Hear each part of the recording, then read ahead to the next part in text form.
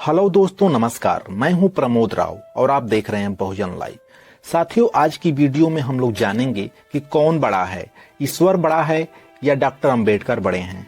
यह सवाल इसलिए जरूरी हो गया है कि इसी सवाल को लेकर के दो पक्षों में मतभेद चल रहा है। तो साथियों, इसकी सटीक जानकारी लेकर के आप लोगों के बीच में आया हूं।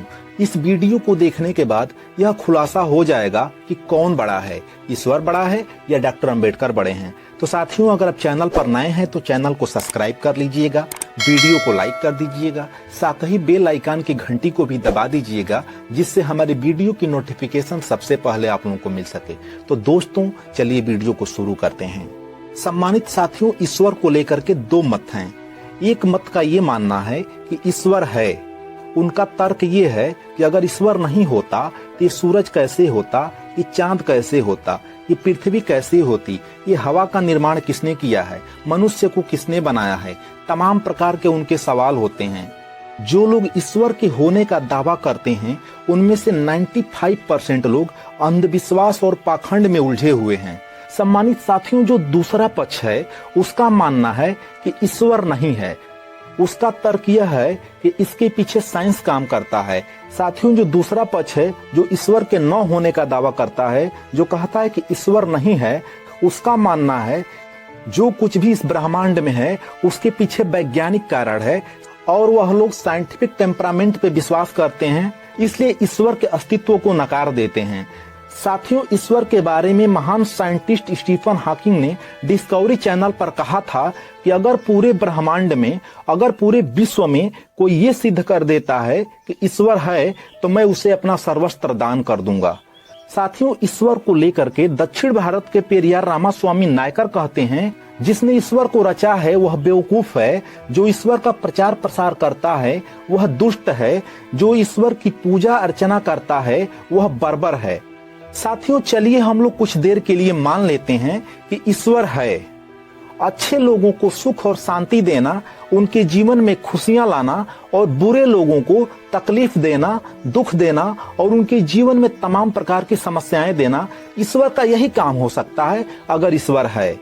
लेकिन कोई कार्य गलत है और कोई कार्य सही है, इसका पैमाना क्या है?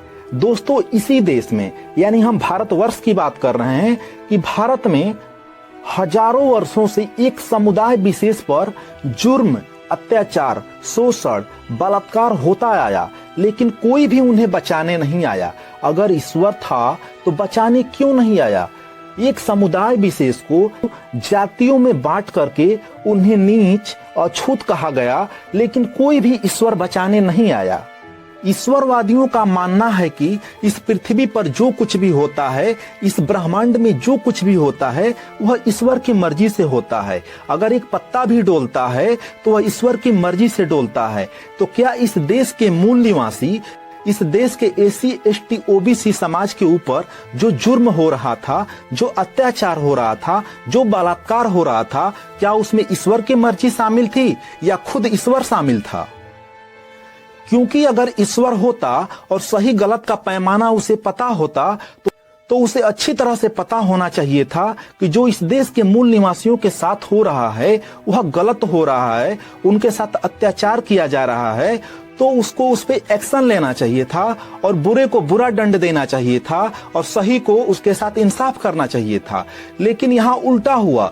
जिन लोगों ने अत्याचार किया, जिन लोगों ने शोषण किया, जिन लोगों ने बलात्कार किया, जिन लोगों ने इस देश के मूल निवासियों के ऊपर तमाम प्रकार की दंड का प्राविधान थोपा, वह लोग उच्च हो गए और जिनके साथ अत्याचार अन्याय हुआ वह लोग नीच हो गए। यह ईश्वर की कैसी व्यवस्था थी?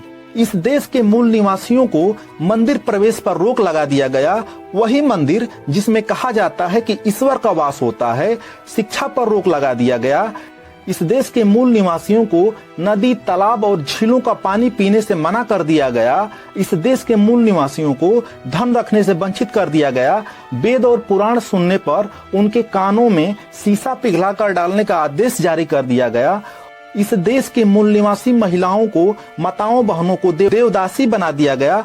साथ ही उनको स्तन ढकने पर भी रोक लगा दिया गया और इस देश के अतिशूद्रों के गले में हांडी और कमर में झाड़ू बांध दिया गया और हजारों वर्षों तक यह परंपरा चलती रही।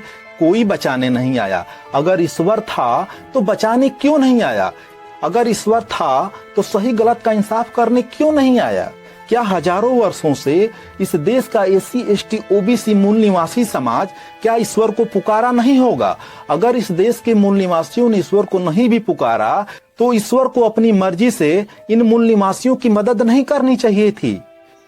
लेकिन इस देश के मूल निवासियों को ईश्वर से कोई मदद नहीं मिली। अगर इस देश के मूल निवासियों को कोई बचाने आया, इस देश के मूल निवासियों को, इस देश के एससी एसटी ओबीसी समाज और समस्त भारतीय महिलाओं की गुलामी की बेड़ियां कोई काटने आया, तो वह माता भीमाबाई की गोद से 14 अप्रैल 1891 की रात में इस बहुजन समाज की डूबती हुई नैया का खेवनहार बनकर के परम पूज्य बाबा साहब अम्बेडकर आए, जिन्होंने इस देश के बहुजनों को धन रखने का अधिकार दिया, पानी पीने का अधिकार दिया, मंदिरों में प्रवेश करने का अधिकार दिया, नौकरी करने का अधिकार दिया। इतना ही नहीं, हजारों वर्षों से जो गले में हांडी और कमर में झाड़ू बंधा हुआ था, उसको उतार करके गले में टाई और कमर में बेल्ट पहनाने का काम किया और इस देश की समस्त महिलाओं को वह सारे अधिकार दिए जिसमें से वह पिता की संपत्ति में अधिकार ले सकती है, तलाक ले सकती है, अपनी मर्जी से शादी कर सकती है, इस देश की समस्त महिलाएं नौकरी कर सकती हैं। यानी कि इस देश की महिलाएं पूर्णतः आजाद हो गईं और इस देश के पुरुषों के साथ कंधा से कंधा मिला करके उनकी बराबरी में चल सकती हैं। यह अधिकार अगर किसी ने दिया तो परम पूज्य बाबा साहब अम्बेडकर ने दिया। भारतीय संविधान को लेकर के संवैधानिक अधिकार दिए, ना कि किसी ईश्वर ने दिया। ये शान ये शौकत ये ईमान न होता, ये शान ये शौकत ये ईमान न होता, इस देश के मूल निवासियों का, इस देश के बहुजन साथियों का कोई पहचान न होता। घूंघट की आड़ में रोती रहती हमारी माताएं बहनें, फिर ये कलम चलाना आसान नहीं होता। इस देश में अगर परम पूज्य बाबा साहब अम्बेडकर का लिखा हुआ संविधान नहीं होता, इस देश में परम पूज्य बाबा साहब अम्बेडकर का लिखा हुआ संविधान नहीं होता। तो साथियों, तय आपको करना है कि किसी काल्पनिक ईश्वर ने इस देश के एससी एसटी ओबीसी समाज के लोगों को, इस देश के मूल निवासियों को, इस देश की समस्त महिलाओं की गुलामी की बेड़ियों को काटा है, या परम पूज्य बाबा साहब अम्बेडकर ने उनकी गुलामी की बेड़ियों को काटा है। साथियों, जितने भी बहुजन महापुरुषों ने सामाजिक आंदोलन को चलाया था, उन्होंने ईश्वर को साफ साफ मना कर दिया था। उनका मत ये था कि ईश्वर नहीं होता है, ईश्वर एक भ्रम होता है। तो साथियों, आप लोग कमेंट करके जरूर बताइएगा कि इस बारे में आपका क्या कहना है। साथियों, अगर आप चैनल पर नए हैं तो चैनल को सब्सक्राइब कर लीजिएगा, वीडियो को लाइक कर दीजिएगा, साथ ही बेल आइकन की घंटी को भी दबा दीजिएगा, जिससे हमारी वीडियो की नोटिफिकेशन सबसे पहले आप लोगों को मिल सके। तो दोस्तों, वीडियो देखने के लिए आप सभी का बहुत बहुत धन्यवाद, बहुत बहुत आभार।